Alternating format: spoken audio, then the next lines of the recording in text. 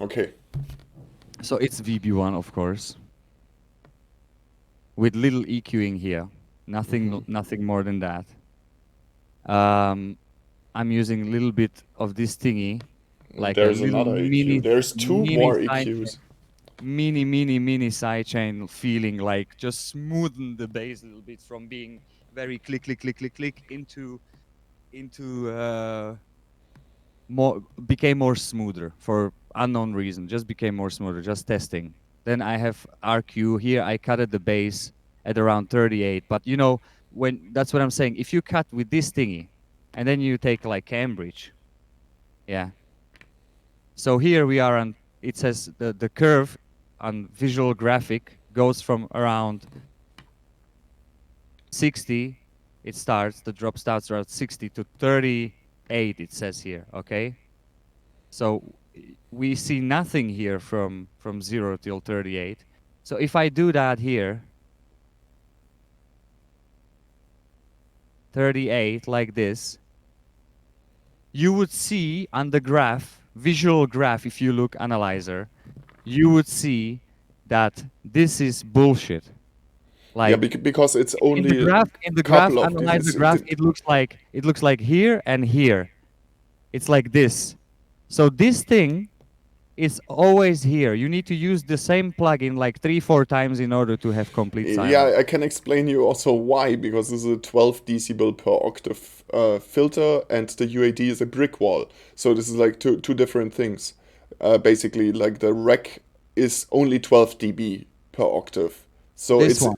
yeah, it's not really a steep cut versus the Cambridge has a very, very steep curve. One of the steepest from all There the. is now the steepest one really is FabFilter Pro Q3, which I just tried out, and there you have the brick wall, and the brick wall is killing everything below whatever or above whatever you set it.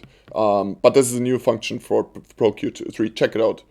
I don't have the pure Pro Q3, bro. I need to There you install have it. it. You have it.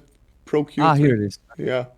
So like now go double click on the right side or on the left side. More left on the line. No, all on the side. If you double click, How do I bypass this thing? Here. There. all on the left. Yeah. Now you go down to low cut where it says exactly. You go to. Normally it should say a brick wall. Why is it not there? Pro Q3. Crazy, because for me it says brick wall. I can show it to you, and this brick wall is like really helpful because you can get rid, especially if you're mixing layers or something like that. You know, you can get rid also of the highs. Sometimes they're absolutely unnecessary. You have some pad or something like that, or I whatever don't see sound. brick wall, bro. I don't see that. That's weird because in mine there is the brick wall function. Anyway, let's go back to the bass. Let's have a look at the bass. Okay, Where did so I open it? first you said no EQ, no EQ, no. No, I did a lot of EQ for Yeah, this because I told exactly. you I worked a lot on this. So I cut it around 38, but it sounds And completely not then like 38. something in the mids and something Yeah, of the highs. this I found on my Genelecs, not on Dynaudios. This Yeah, frequency doesn't it's a exist on my Dynaudio, yeah, and it's a but this it's is a very basically, typical frequency to cut. Also, it's yeah. like this like frequency spectrum in between, basically interesting mids and interesting lows that is not really needed. Like it's like Yeah. most. Then I went one more equalizer because after these two thingies, I felt like there is something between the kick and the bass together. So that two thing I had to filter out because my kick have also a little bit of thing to become more dynamic.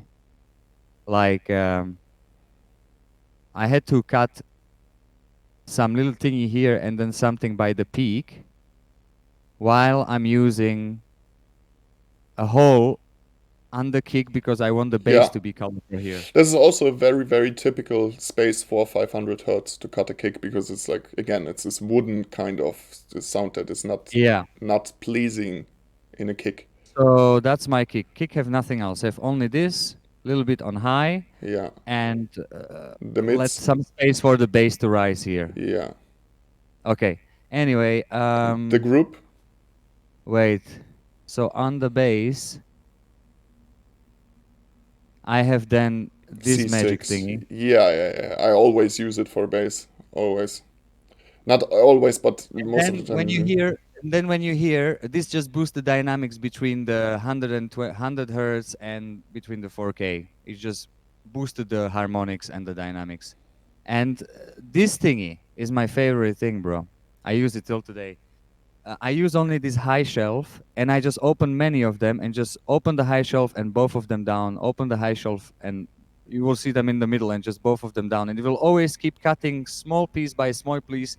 So when you hear your kick and you just want to cut the filter of the kick and make the kick with the bass to be in the same frequency range. You don't want the bass to click too much, click, click, click, click, click, and you don't want the kick to click too much, click, click, click. You understand? So when you have your click of your kick and you have the click of your bass, and this is how I adjust my click of my bass. If I bypass this, the bass will be just click, click, click, click, click, click, click.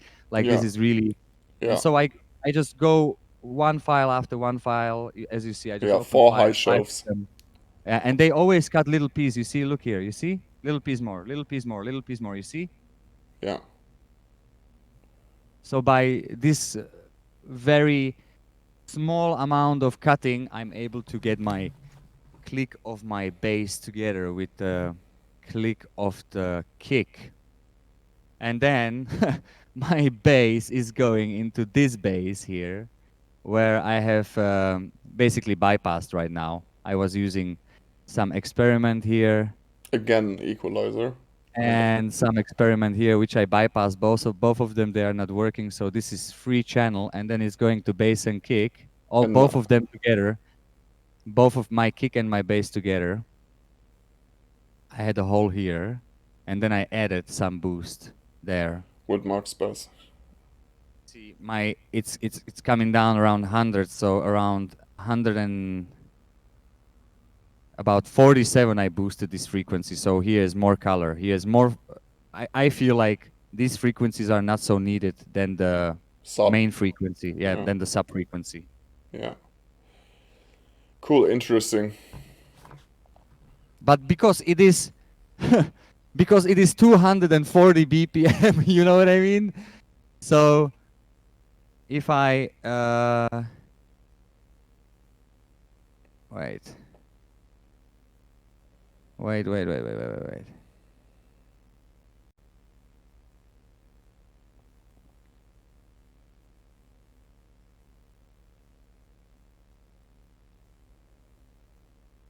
You see?